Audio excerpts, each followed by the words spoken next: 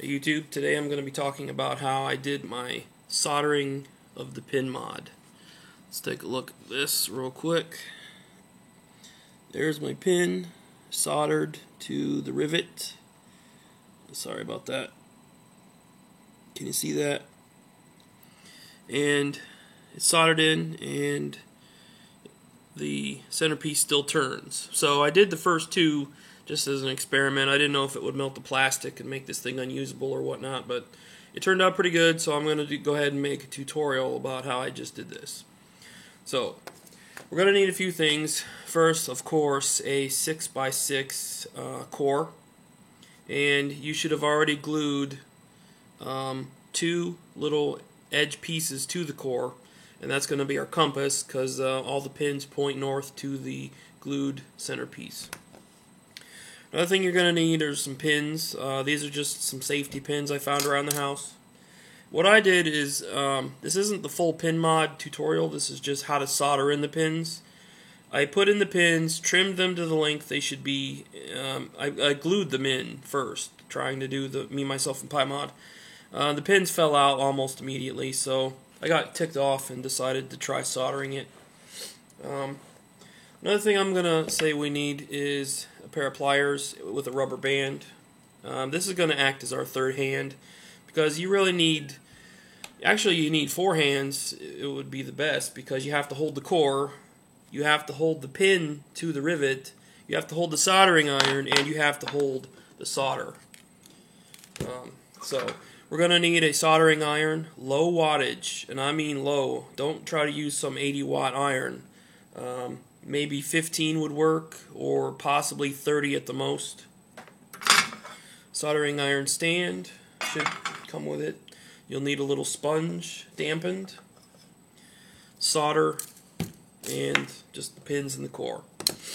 So for my one hand, I just found this box laying around the house, and I'm going to put the centerpiece that I need to solder through this little hole that I made.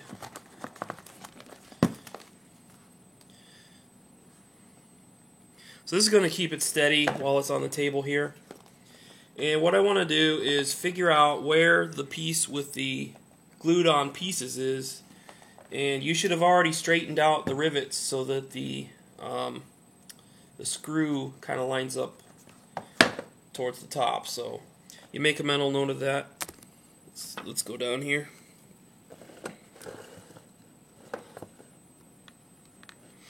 Okay, so you want to get your little pin and put it in the pliers.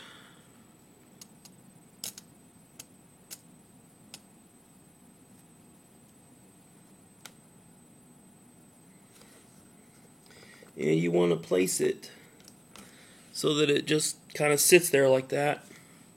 And you want to make sure the angle's good.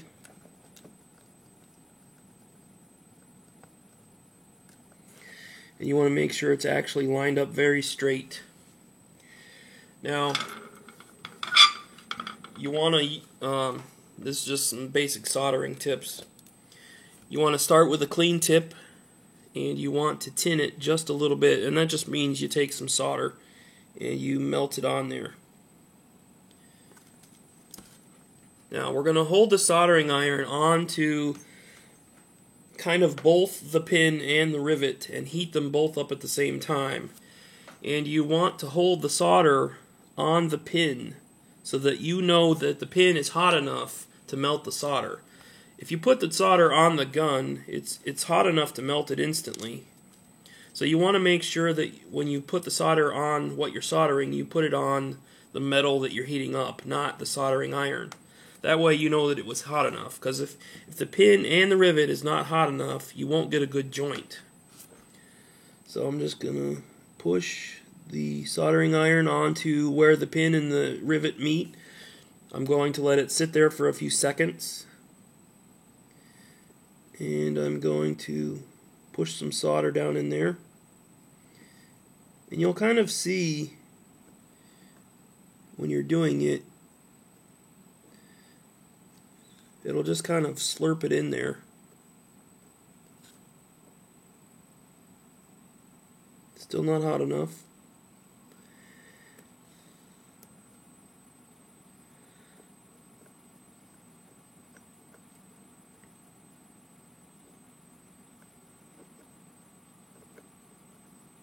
And you don't want to hold it on there too long. And the angle that it's at, I think it's kind of a bad angle. So I'm going to get that out of there. And another thing you might want to need is a solder sucker, which is what I call it. It might have a different name. You just kind of heat up the solder on the joint and push the button. Get it out of there.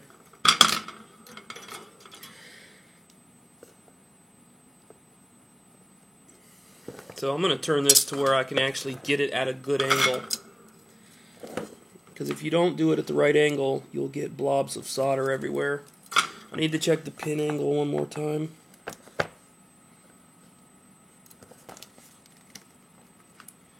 I think it's a little bit too high, actually.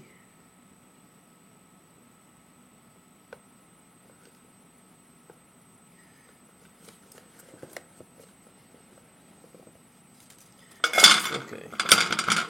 This is going to be better for me. You just kind of put a little solder on the tip of it, and then the solder helps transfer the heat to the pin and the rivet.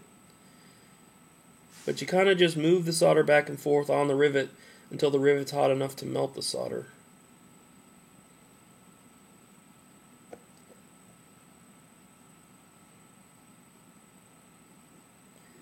See, when it's hot enough, it kind of just flows in there, which is what you want to see.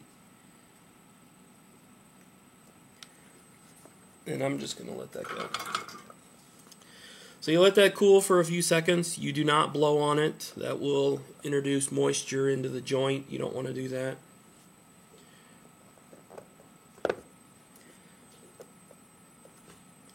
So that's it.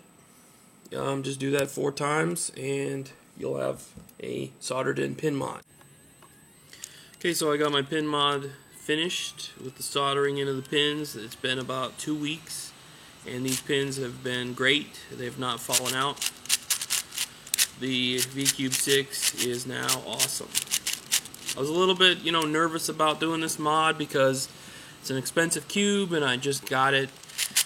I was kind of torn how fast I should wait before doing the mod, but I did it right away and I'm actually glad I did. So, helps out a lot. So what this mod does is, well, the entire Pi mod, the 2 pieces you glue to the core prevent lockups on 2 axes. The pins prevent lockups on the 3rd axis. So that's all the axes, and we prevent lockups and have a smooth cube. Now, there was a final part of the Pi mod that I did not do, and that was the dirt mod. And I have a video I'm going to make about what I did instead of that, and I think it turned out pretty good. Because the deal is that the anti-click makes the center smooth, but these outer ones still have a little bit of a click. So that video will talk about how I got rid of the click on those outside layers without using dirt. So do subscribe so that you don't miss that. So all in all, the soldering in of the pins is working out great. I didn't have any issues, and I don't have any lockups, and now my V-Cube 6 is awesome. So stay tuned for that smoothing of the outside layers, and that'll be up shortly.